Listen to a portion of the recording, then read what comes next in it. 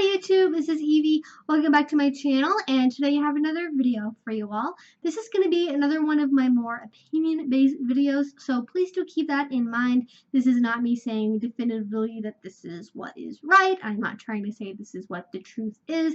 This is totally open to your own interpretation and your own experience and all of that stuff, so I'm not trying to force anybody to think this way. You are certainly welcome to disagree or have a different perspective. I am just sharing my own thoughts on this particular subject, which is, can you make DDLG, or any kink for that matter, safe for work? Are they safe for work, just in general, as a blanket statement?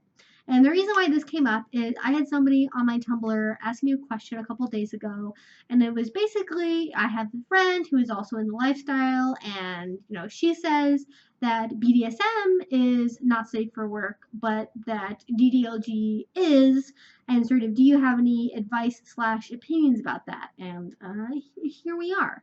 So for those of you who don't know, not safe for work is often abbreviated on Tumblr and Instagram as, NSFW. A lot of people will label their blogs this term, not safe for work, 18+ only, and that is used to refer to things that you could not view in your office or would not be acceptable if your boss or one of your coworkers found that. Usually this is things like porn or erotic blogs or hentai or, kink writings or, bondage shops or, sex toys or whatever. Basically anything that if you were to view at your work and your supervisor found out about it, it would be a serious issue and would possibly lead to you being fired.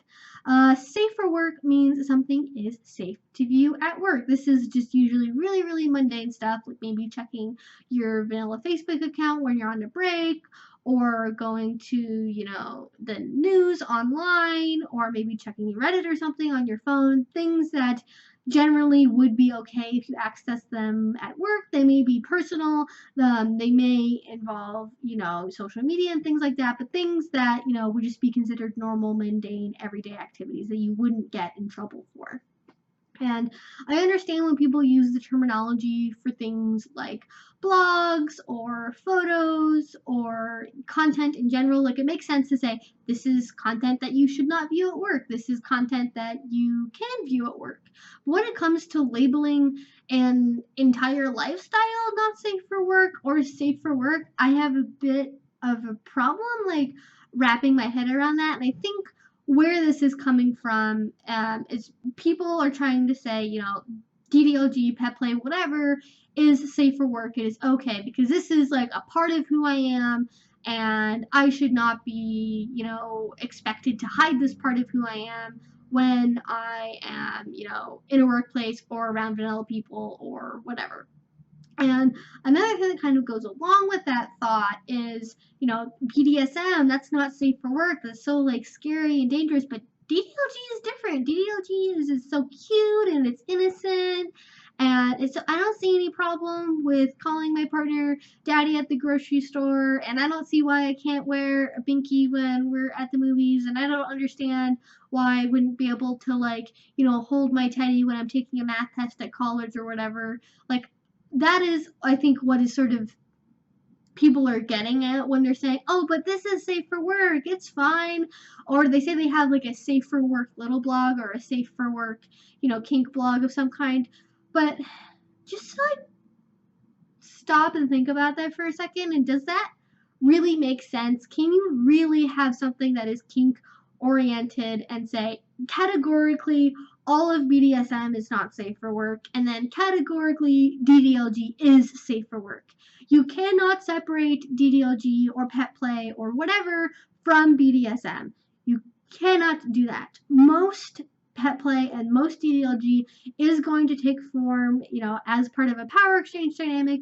There are elements of pet play and DDLG which certainly don't require power exchange, that you can do different activities that are associated with those forms of play as part of a top-bottom dynamic. or as just like fun pickup play where there's no concern for power exchange at all. That totally happens, but they are inherently part of BDSM, and you cannot separate these things from BDSM. Yes, there's stuff like age regression and Kinderheart and like all these other things that are sort of aesthetically related to a lot of these BDSM lifestyles, but they're not the same thing. And we're not talking about people who are saying this is a safe for work age regression blog.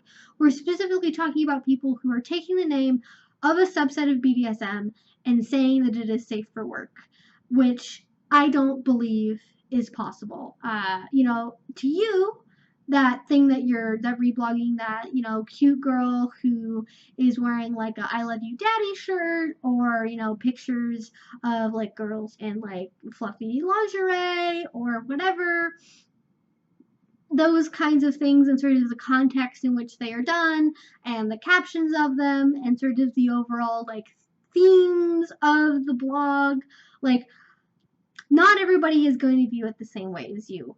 Not everybody is going to see it as this like cute innocent thing that's totally harmless. And if you are somebody who engages and practices consensual kink, which you should, regardless of if you are following SSC or RAC or another form of sort of personal responsibility in kink, being consensual is the most important part of this. And when you are taking these things out in public spaces, when you are doing things that could be considered kink activities in public or engaging kink in public, that is inherently going to be not safe for work. It's not appropriate for you to call your partner daddy at his office. It's not appropriate, for you to wear little type clothing, when you're going into a big meeting. Like, there are things about the lifestyle that just inherently would not be okay to do in a vanilla setting because you're involving so many non-consenting parties. There could be people who have experienced, abuse in the past. There would be people who, for some reason, don't agree with the lifestyle or who don't find it tasteful, regardless of sort of the setting that you work in. And you have to be mindful of that. And even if, let's say, you're not doing anything like actively related to pet play or DDLG or whatever in your office, let's say you just have like something on your phone, right? You're checking your Kink Tumblr, reblogging that stuff. Oh yeah, you got 10,000 followers. You're doing so good. You got such like a cool, great blog. Go you. Would that really be okay if your boss knew about it though? Like if you were to be like, hey boss, I just got 10,000 subscribers on my like kink like Tumblr blog or whatever, and they just, oh, it's like a DDLG blog. Like if it was be anything that would require an explanation of, oh, it's a DDLG, it's like a BDSM lifestyle. Yes, I reblog photos of people wearing diapers or whatever, or like girls that are over the age of 3 using binkies. Like, that's not going to be safe for work. And I really don't know what to tell you. If you think that's okay, you either work in a really liberal work environment, or you work in a kink-related work environment, or you just really don't understand how like safe for work and not safe for work works. Like, the other thing that ends up happening is people will try to use safe for work as shorthand for not sexual, as though making something not sexual automatically makes it safe for work. There are a lot of things out there that are not safe for work that are not sexual. Like, just, I don't even want to get into it. There's plenty of subreddits that would not be okay to view at work. There's plenty of websites that wouldn't be okay to go to at work. There's plenty of just so many reasons besides making something non-sexual that still wouldn't be okay to view at an office setting, or, view at the workplace in general. And it's just, the thing that makes BDSM not safe for work is not the sex element of it. Like, BDSM is so much more than the sexual part of it, and it's not sexual for everybody. And there are so many kinds of play that would not be okay to show to your boss or not be okay to reveal to your coworkers. Like, I'm not gonna walk into my office and tell everybody what a great flogging I had, even if it was completely non-sexual. You could get, whipped until you bleed, and it could be totally non-sexual for you. It could be a great adrenaline rush, but it could still be non-sexual, and that doesn't make it safe for work.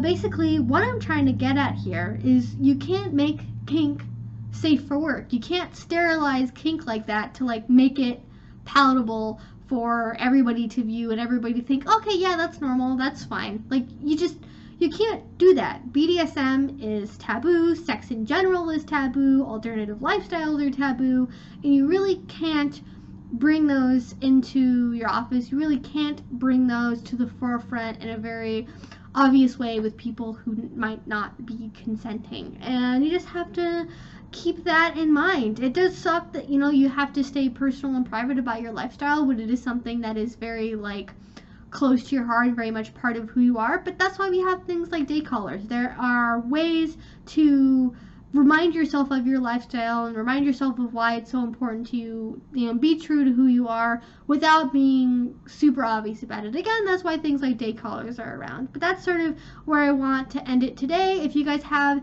any questions, comments, etc., please feel free to put that down in the comment section below. If you guys want to follow me on my social media, links are also down in the description box. If you want to see more videos like this one, please do consider going to my Patreon. I have a ton of like cool rewards and like interesting things on there for people who support me, so if you want to check that out, please do. Link will be down in the description as well as on the end screen, so please go check that out. Until next time, have a great rest of your day and a great rest of your week. Bye